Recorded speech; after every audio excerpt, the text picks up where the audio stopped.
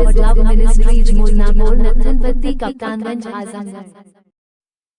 यहाँ एक कल्पनात्मक कहानी है जो उस बिंदु से आगे शुरू होती है जहाँ आदम और हव्वा को अदन की वाटिका से बाहर निकाला गया था। परमेश्वर ने आदम और हव्वा को अदन की वाटिका से बाहर निकाला तो उनके चारों ओर की दुनिया पहले जैसी नहीं थी। वहाँ न तो सुगंधित फूलों की वही बहार थी, न ही जीवन के पेड़ का वह दिव्य छाया। अब उन्हें अपने हाथों से श्रम करके जीवन यापन करना था।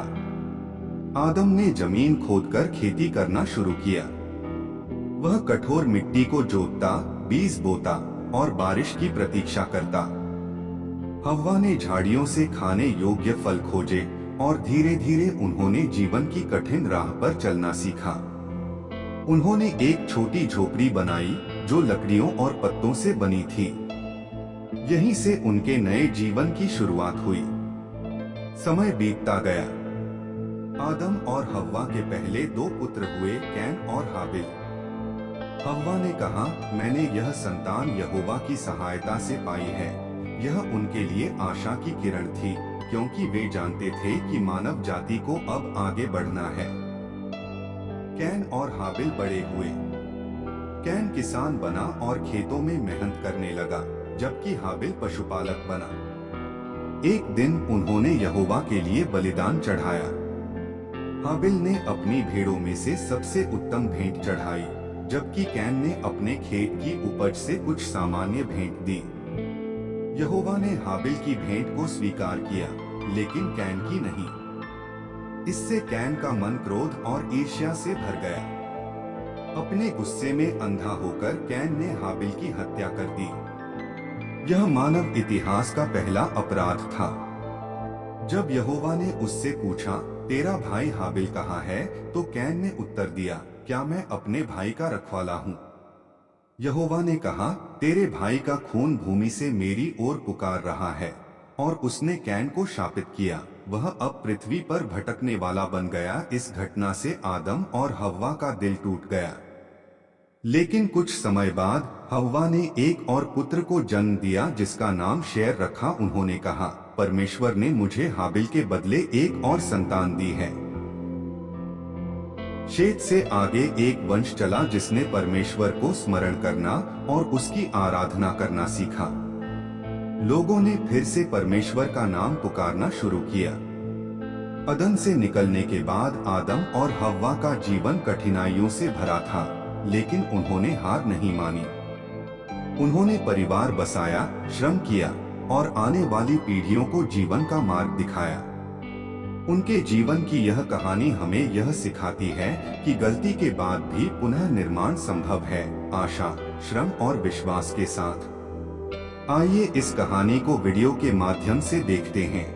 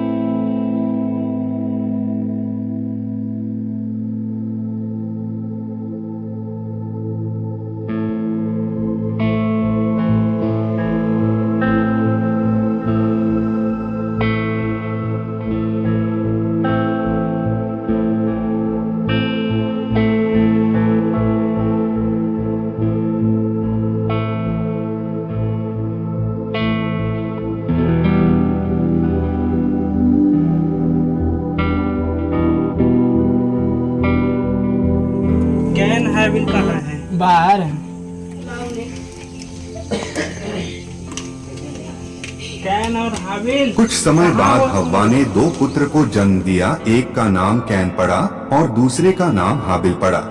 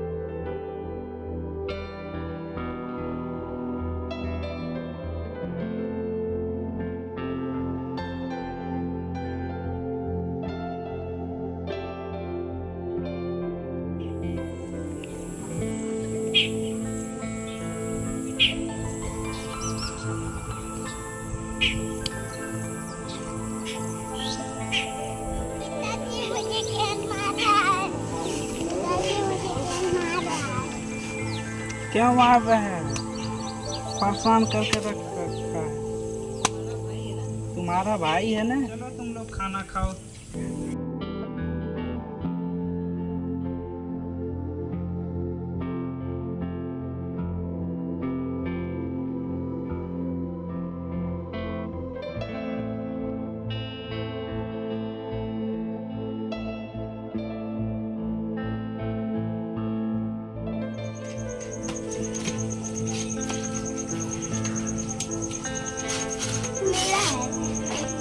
मेरा है, तुम्हें नहीं दूंगी।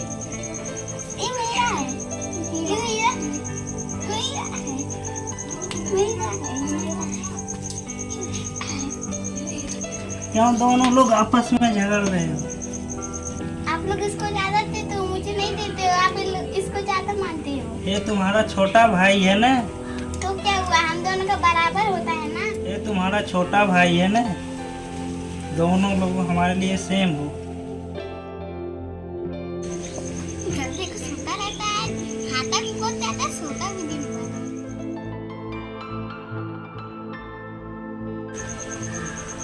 तुम हाबिल को क्यों परेशान कर रहे हो? क्यों उसे जगा रहे हो? जब देखो तब सोता रहता है, खाता भी ज्यादा है, सोता भी ज्यादा है। जब देखो तब सोता ही रहता है, खाता भी ज्यादा है। इसको कोई काम नहीं बोलती है।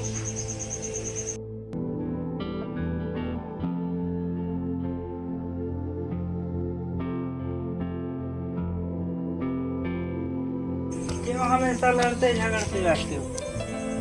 तुम हमारे साथ चलो, खेतों में काम करो। छोटा है जो भेड़ बकरी चराएगा।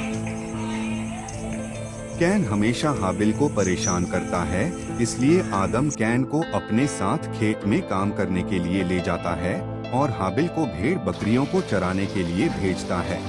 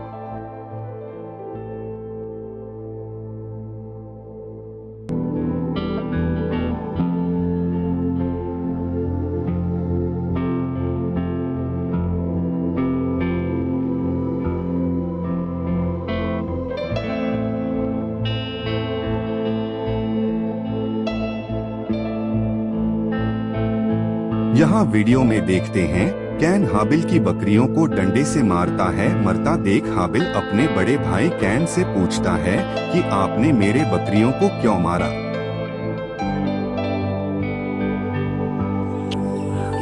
कैन भैया तुम मेरे बकरियों क्यों हमेशा मारते हो? तुम्हारी बकरियां हमेशा मेरे खेत में आकर के खाती है। अपने खेत को तुम घेर लो। तुम अपने बकरियों को नहीं संभाल सकते हो? बकरियां कहीं भी भाग जाएंगी। मेरे खेत में आएंगे तो मैं मारूंगा। कुछ दिनों के पश्चात कैन यहोवा के पास भूमि की उपज में से कुछ भेंट ले आया। मेरे पिता, मैं आपका धन्यवाद करता हूँ। मेरे पिता परमेश्वर, जो मेरे खेत में हुआ, मेरे खुदा जिंदा परमेश्वर मेरे पिता, तो वो आपको सौंपा। मेरे खुदा जिंदा, इसको ग्रहण करिए मेरे खुदा। और हाबिल भी अपनी भेड़ बकरियों के एक पहिलौठे बच्चे भेंट चढ़ाने ले आया और उनकी चर्बी भेंट चढ़ाई। तब यहोवा ने हाबिल और उसकी भेंट को तो ग्रहण किया। हे हाबिल, तेरी भेंट को मैंने ग्रहण कर लिया। क्या मैंने अपने खेत से बलिदान नहीं दिया? मेरे भेंट को परमेश्वर ने क्यों ग्रहण नहीं किया? मैं बचपन से देख रहा हूँ, हाबिल से सभी प्यार करते, मुझसे कोई नहीं। तू क्यों क्रोधित हुआ और तेरे मुंह पर उदासी क्यों छा गई है? यदि तू भला करे तो क्या तेरी भेंट ग्रहण न की जाएगी? और यदि तू भला न करे तो पाप द्वार पर छिपा रहता है और उसकी लालसा तेरी ओर होगी और तुझे उस पर प्रभुता करनी है।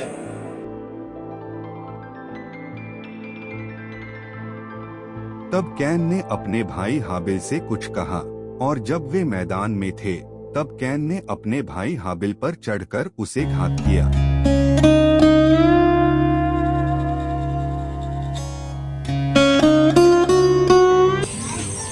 तेरा भाई हाबिल कहाँ है?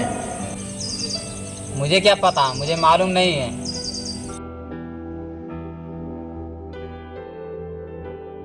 क्या मैं अपने भाई का रखवाला हूँ? तूने क्या किया है? तेरे भाई का लहू भूमि से मेरी ओर चिल्लाकर मेरी दुहाई दे रहा है। इसलिए अब भूमि जिसने तेरे भाई का लहू तेरे हाथ से पीने के लिए अपना मुंह खोला है, उसकी ओर से तू शापित है। चाहे तू भूमि पर खेती करे तो भी उसकी पूरी उपज फिर तुझे न मिलेगी, और तू पृथ्वी पर भटकने वाला और भगोड़ा होगा।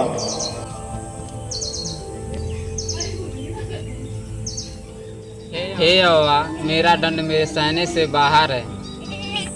देख, तूने आज मुझे इस भूमि से निकाला है, और मैं तेरे दृष्टि के आड़ में रहूँगा, और पृथ्वी पर भटकने वाला और भगोड़ा रहूँगा, और जो मुझे पाएगा मेरे साथ घात करेगा। जो कोई कैन को घात करेगा उससे 7 गुना बदला लिया जाएगा।